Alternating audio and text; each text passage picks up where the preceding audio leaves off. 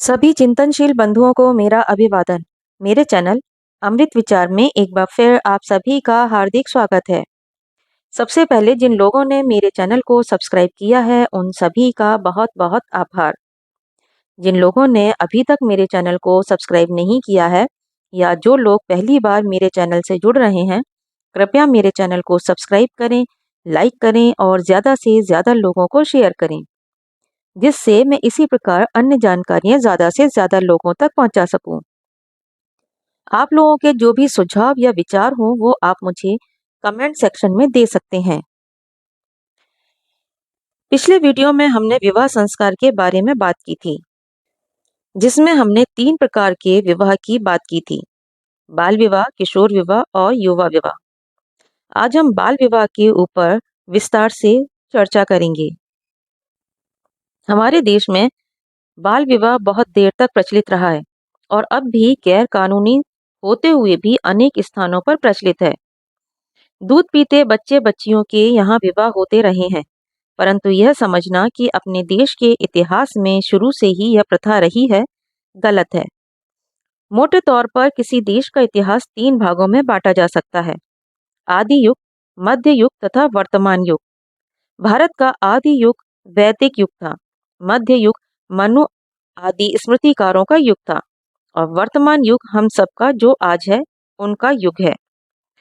वैदिक युग में बाल विवाह की प्रथा नहीं थी, मध्य युग में यह प्रथा चली, वर्तमान युग में मौजूद है, परंतु शिक्षा के विस्तार तथा नवीन कानूनों के कारण इस प्रथा का अब लोप होता जा रहा है और इसके स्थान पर किशोर विवाह तथा युवा विवाह का प्रचार बढ़ता जा रहा है। वैदिक युग में बाल विवाह नहीं था, इसके अनेक प्रमाण हैं। वेद में लिखा है, ब्रह्मचर्येण कन्या युवानम विंदते पतिम, अर्थात कन्या ब्रह्मचर्य धारण करने के बाद ही युवा पति को प्राप्त होती है। यहाँ युवा शब्द का प्रयोग सिद्ध करता है कि वैदिक युग में बाल विवाह तथा किशोर विवाह दोनों ना होकर युवा विवाह होता था।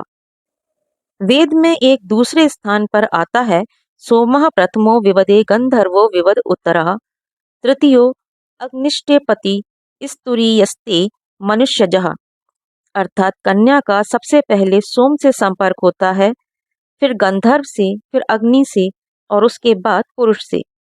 सोम का अर्थ है शारीरिक विकास। सबसे पहले कन्या का शारीरिक विकास होता है, उसके बाद उसका संबंध गंधर्व से होता है। गंधर्व का अर्थ है सौंदर्य का स्वामी।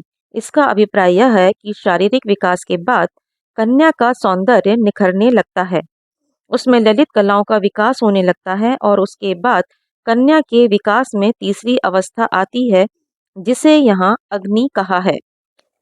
जिस प्रकार जीव जंतुओं में मासिक धर्म को गर्म होने का समय कहा जाता है, इसी तृतीय अवस्था को यहाँ अग्निकाल कहा है। इसके बाद कन्या पुरुष को दी जाती है, उसका विवाह होता है। इस प्रकार स्पष्ट है कि वैदिक काल में कन्या का विवाह बाल्यकाल में न होकर मासिक धर्म होने के बाद होता था, जिसे मंत्र में अग्निकाल कहा गया है। मध्यकाल गृह सूत्रों तथा स्मृतिकारों का युग था। गृह सूत्रों में लिखा है कि नग्निका कन्या का विवाह करना चाहिए।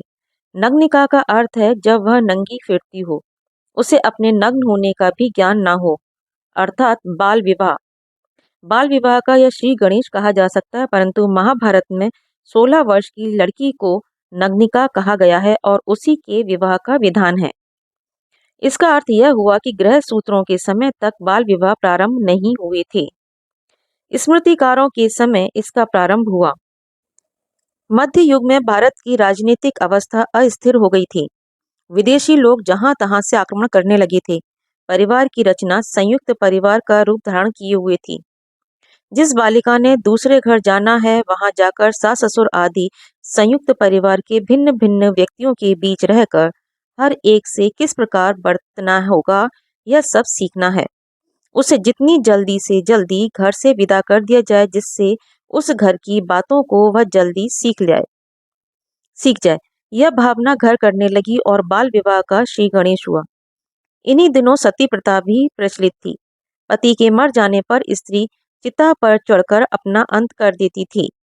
ऐसी सामाजिक परिस्थिति में जब पिता के मर जाने और माता के सती हो जाने पर लड़की का कोई अभिभावक न बचे, लड़की को जल्द से जल्द शादी कर देना मनोवैज्ञानिक दृष्टि से माता पिता के बोझ को हल्का करने का साधन था। कई लोग कहते हैं कि बाहर से आक्रांताओं के यहाँ आने से बाल विवाह चला। उनका कहना यह है कि ये आक्रांता लोग बाहर से सैनिकों के रूप में यहाँ आए थे। इनके बाल बच्चे नहीं थे, ये अकेले थे। इनको स्त्रियों की जरूरत थी जो विवाहिता ना हो। अपनी कन्याओं की रक्षा करने के लिए मध्य युग में हिंदुओं ने छोटे छोटे बालक बालिकाओं का विवाह करना शुरू कर दिया।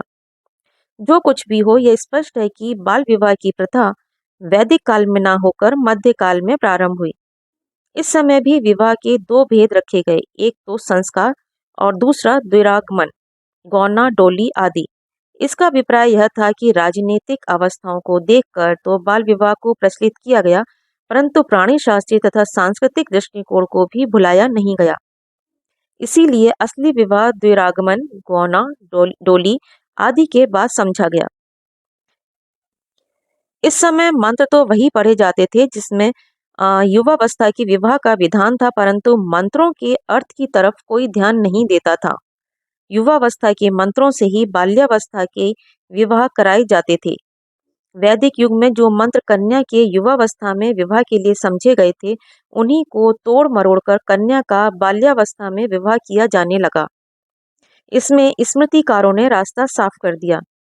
पुराणों ने भी इसी प्रकार की रागनी आलापी। कहाँ तो वेद मंत्रों में सोम, गंधर्व, अग्नि, मनुष्य का अभिप्राय है, जैसी अभी हमने थोड़ी देर पहले चर्चा की है। कन्या के शारीरिक विकास से था। और कहाँ यह कहा जाने लगा, रोम काले तु संप्राप्ते सोमो भुक्ते तु कन्याकाम, रजा काले तु गंधर्वो वनहस्तु कुछ दर्शने तस्मात् उद्वाह्येत कन्याम यावन्न ऋतुमती भवेत। अर्थात रोम निकलते ही सोम कन्या का भोग करता है, रजो दर्शन होते ही गंधर्व, स्तन प्रकट होने पर अग्नि, इसलिए ऋतुमती होने से पहले ही उसका विवाह कर दें। वेद मंत्रों में सोम, गंधर्व तथा अग्नि का यह विकृत अर्थ किया गया, परंतु इस प्रकार का विकृत अर्थ करने का उद्देश्य उस समय की सामाजिक परिस्थिति के अनुसार बाल विवाह के अनुकूल लोकमत तैयार करना प्रतीत होता है। इस समय जो विचारधारा चल पड़ी उसका नग्न रूप उस श्लोक में दिखलाई देता है, जिसमें कहा गया है, 8 वर्ष की लड़की गौरी होती है, 9 वर्ष की रोहिणी, 10 वर्ष की कन्या कहलाती है। इसके बाद वह रजस्वला हो जाती है। लड़की के 10 वर्ष की हो जाने के बाद जो पिता लड़की का विवाह नहीं करता, वह हर मास उसका रुधिर पीता है। मध्य युग में बाल विवाह खूब अच्छी तरह प्रचलित था। देल्लाबाल नामक एक यात्री ने 2 बालकों के विवाह का वर्णन किया है, जिन्हें घोड़े पर सहारा देकर बिठाया गया था और बारात में भी जिन्हें सहारा देकर घोड़े पर ले जाया गया था। आज बस इतना ही। आगे की चर्चा हम अगले वीडियो में करेंगे। धन्यवाद।